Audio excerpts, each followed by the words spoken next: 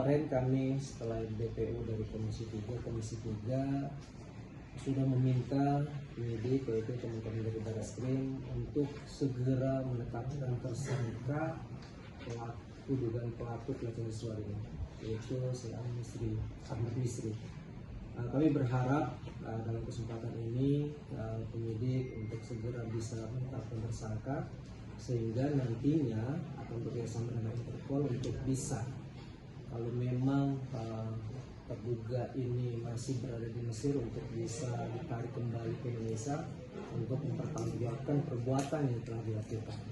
Di samping itu pula, kalau memang benar, ya, memang benar misalnya argumen pelaku bahwasanya saya tidak melakukan atau melakukan alibi apa saja, yuk jelaskan ke Barreskrim, tuangkan di dalam BAP sehingga ini clear semuanya, karena kami sudah mewawancari para korban dan kami sudah mendapatkan informasi yang valid semuanya, bukti sudah mencukupi, sehingga kami berani untuk melakukan atau melaporkan adanya tindak pidana dugaan pelecehan seksual yang dilakukan oleh terduga ini. Karena itu kami berharap untuk terduga untuk segera hadir di Indonesia, kembali ke Indonesia, karena terduga adalah warga negara Indonesia, untuk bisa mempertanggungjawabkan perbuatannya di hukum yang berlaku di Indonesia. Dan sambil itu pula kami juga bukan hanya untuk melaporkan, tapi kami berupaya terus melakukan tindakan-tindakan kepada korban, melindungi korban, karena korban sendiri banyak intimidasi yang dilakukan oleh terduga, sehingga kami harus melaporkan juga ini kepada Komisi 3, dan bahkan Komisi 3 meminta perlindungan saksi untuk intens untuk memberikan perlindungan terhadap para korban ini.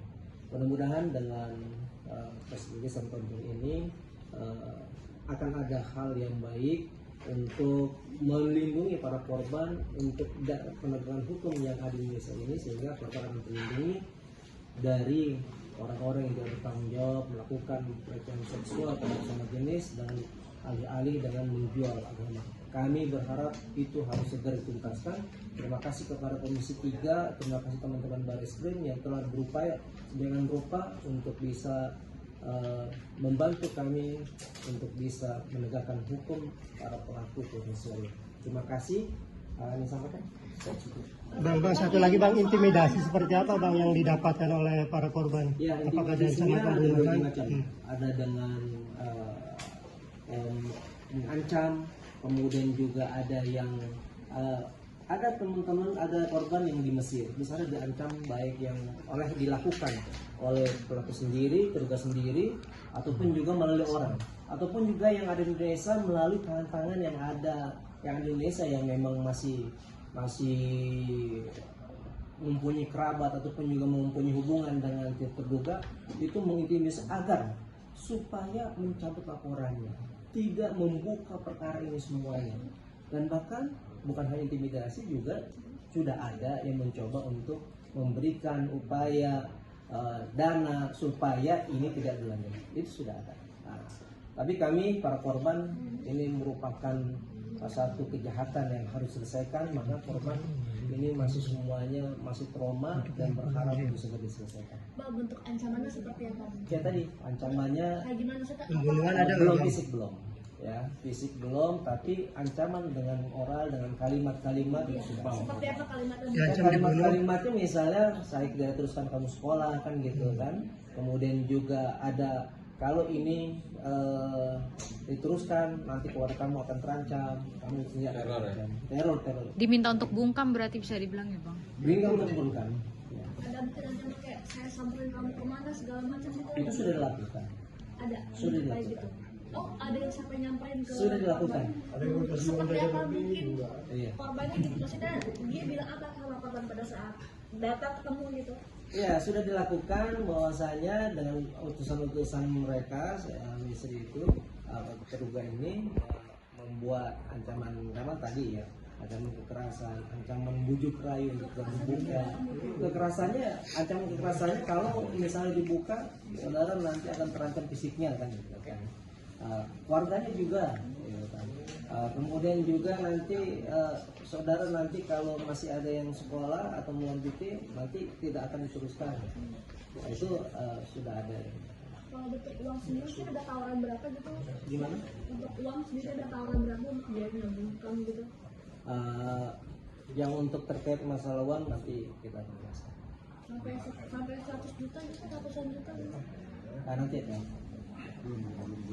Ustadz, apa mungkin pesan Ustadz nih? Ini kan artinya ulama ini, artinya tokoh agama yang seharusnya memberikan menaungi terus melindungi generasi anak-anaknya, malah justru merusak. Itu Ustadz apa mungkin pesan? Iya, ini mungkin sebagai ujian ya buat kita dan seluruh muslimin muslimat dengan keadaan seperti musibah yang cukup besar. Untuk hal inilah mungkin sebagai atau santri atau apa benar-benar melihat tandur ila samti, itu artinya lihatlah guru yang akan menyampaikan itu seperti apa. Lalu ketika melihat ada guru ataupun yang di belakangnya tadilah sami itu ternyata melakukan seperti ini, saya yakin tidak akan berpengaruh terhadap orang-orang yang mencintai Al-Quran dan mencintai ulama. Tidak akan berpengaruh. Ya, tetap aja Islam tidak akan pernah hancur dengan seseorang yang akhlaknya tidak baik. Tetap Islam adalah Islam, para ulama adalah ulama, masyayikh adalah masyayikh, habaib adalah habaib. Itu adalah tetap tidak akan pernah hilang dalam masalah ini. Iya, kebaikannya dan keagungannya. Itu yang pertama yang disampaikan. Terus apapun yang terjadi pada saat ini, ya mungkin terasa menyulitkan atau bagaimana, tapi saya yakin insya Allah semua para ulama, para kiai, habaib, masyayikh ikut mendorong dalam program ini semuanya. Kekuatan kita adalah kebenaran yang tidak akan pernah mungkin terlupakan dan kebenaran yang tidak akan pernah mungkin terpendam. Maka kebenaran ini kita kembangkan, kebatilan ini semaksimal mungkin. Oke, terakhir Ustaz, apa hukum Islam sendiri melihat orang yang paham agama tapi melakukan perbuatan keji, apa hukuman yang setimpal buat orang tersebut nih? Iya, yang pertama, ya kalau ada satu kesalahan, yang tahu tentang kesalahannya pastinya kabur maqtan Allah yang kabur. Jadi lebih dahsyat lagi kalau ada orang melakukan kesalahan dan dia tahu bahwa itu adalah kesalahan. Lebih dahsyat lagi. Terlebih dari ini kesalahannya, ini bukan kesalahan yang biasa.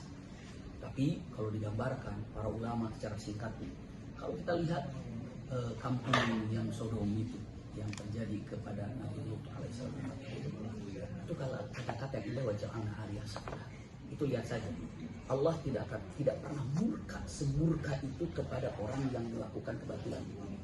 Apa yang dilakukan? Kan bumi itu lapisnya 7, itu diangkat, yang paling bawahnya itu paling 7 itu diangkat ke atas, terus dibalikin. Nah orang itu di bawah banget. Itu nggak pernah terjadi hukuman seperti itu. Jadi kalau misalnya bumi itu lapis berlapis 7 gitu, yang paling bawahnya keraknya itu diangkat ke atas. Nah yang sekarang paling atas itu jadi di bawah. Saya tuh dimasukkan ke dalam dan terhimpit, benar-benar terhimpit. Maka tidak ada yang pantas untuk hukuman itu secara syariat Islam, punten ya. Secara Islam, beberapa ulama menyatakan gambaran yang sangat luar biasa dengan mengatakan ya, punten ya, dalam artian karena ini takut dirusak atau segala macam. Ya, kalau dikatakan ya, punten bahasanya agak galak ya, hilang nyawanya. Ya. Tapi dengan sekadar ada yang mengatakan ada yang dengan dibakar, ada yang dicemplungin dari atas, itu secara syariat Islam. Tapi hal seperti ini kan kita lebih bijak untuk memahami masalah ini di negeri kita yang kecil seperti itu. Baik, terima kasih.